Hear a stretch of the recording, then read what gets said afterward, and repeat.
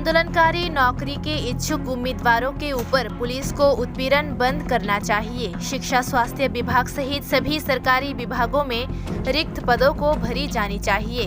शासकीय कार्यालयों में अस्थायी नियुक्ति के स्थान पर स्थायी नियुक्ति हेतु ग्रुप सी एवं ग्रुप डी परीक्षा परिणाम प्रकाशित किया जाए। इन सभी 4 सूत्री मांगों को लेकर वामपंथी छात्र संगठन डेमोक्रेटिक यूथ फेडरेशन और ट्राइबल स्टूडेंट्स यूनियन ने बुधवार को अगरतला शहर में विरोध मार्च और सभा का आयोजन किया। ये बात डेमोक्रेटिक यूथ फेडरेशन के प्रदेश अध्यक्ष पलाश भौमिक ने मीडिया से मुखातिब होते हुए कही। गणतांत्रिक যুব ফেডারেশন এবং উপজাতি যুব ফেডারেশন এই দুটি বামপন্থী যুব সংগঠনের আহ্বানে 4 দফা দাবির ভিত্তিতে আমরা আজকে আগরতলা শহরে প্রতিবাদ মিছিল এবং সভা সংগঠিত করব। যে 4 দফা দাবি নিয়ে আজকে আমরা আগরতলা শহর সহ গোটা রাজ্য জুড়ে এই বিক্ষোভ কর্মসূচি ডাক দিয়েছি।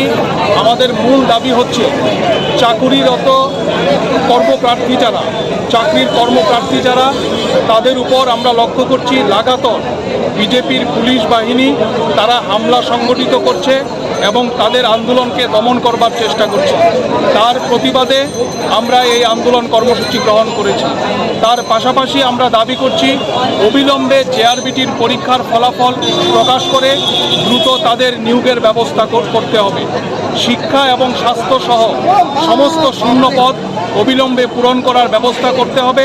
তার পাশাপাশি আমাদের দাবি হচ্ছে এই সময়ে যেটা আমরা মারাত্মকভাবে লক্ষ্য করছি যে আমাদের রাজ্যে স্থায়ী নিয়োগের পরিবর্তে আউটসোর্সিংয়ের মাধ্যমে লোক নিয়োগ করার জন্য সরকার সিদ্ধান্ত গ্রহণ করছে।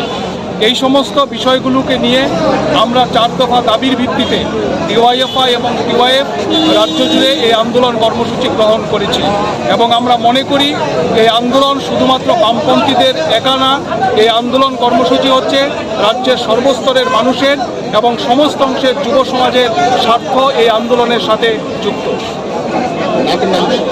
পলাশ ভৌমিক, ডিওয়াইএফআই রাজ্য সভাপতি।